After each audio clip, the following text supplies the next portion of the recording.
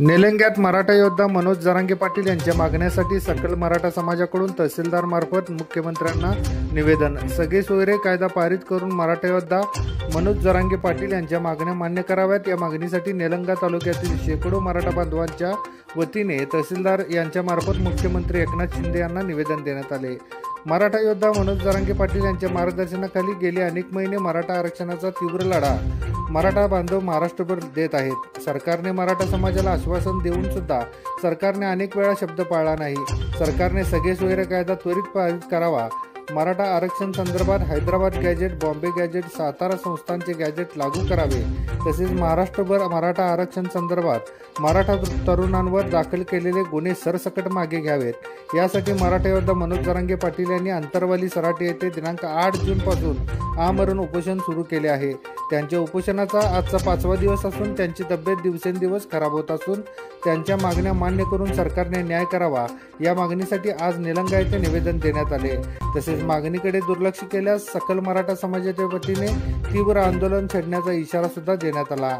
यावेळी जय जिजाऊ जय शिवराय, मराठा आरक्षण मिळालेच पाहिजे अशा घोषणा देत नायब तहसीलदार प्रवीण आळंदकर यांना निलंगा तालुक्यातील शेकडो सकल मराठा बांधवांच्या वतीने निवेदन देण्यात आले। यावेळी निलंगा तालुक्यातील शेकडो मराठा बांधव उपस्थित होते। लोकतंत्र न्यूज साठी नईम खतीब, निलंगा।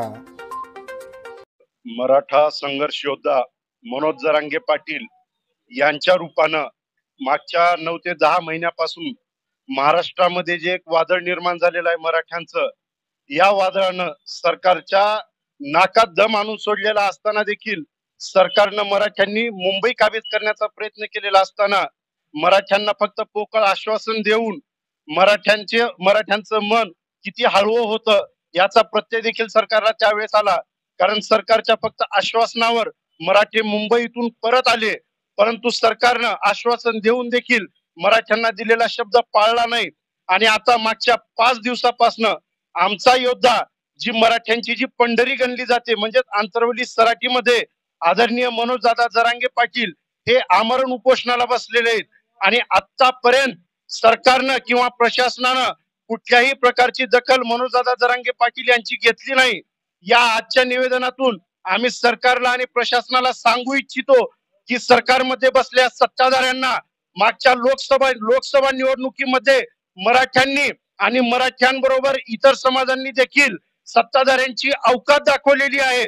आणि आता जर सत्ताधाऱ्यांचं डोकं जर ठिकाणावर आलेलं नाही तर इथून पुढच्या काळात सत्ताधाऱ्यांना फक्त आणि फक्त माझी शब्द लागल। इथून पुढे त्यांच्यावर कधीही गुलाल उधळला जाणार नाही। आणि यत कदाचित जर मनोज दादा जरांगे पाटील यांचं जर काही बरं वाईट झालं तर सत्ताधारी तर सोडाच, पण त्यांच्या पुढच्या 7 पिढ्या सुद्धा या महाराष्ट्रात जन्म घ्यायला भीतील, एवढंच मी या ठिकाणाहून सांगू इच्छितो। आणि आजच्या आंदोलनातून आम्ही तहसीलदारामार्फत मुख्यमंत्र्यांना, मुख्यमंत्र्यांच्या सचिवांना, उपमुख्यमंत्र्यांना, गृहमंत्र्यांना निवेदन देऊन इशारा देत आहोत की हे आंदोलन शांततेच्या मार्गाने चालू आहे, तोपर्यंत तुम्ही लवकरात लवकर मार्ग काढावा।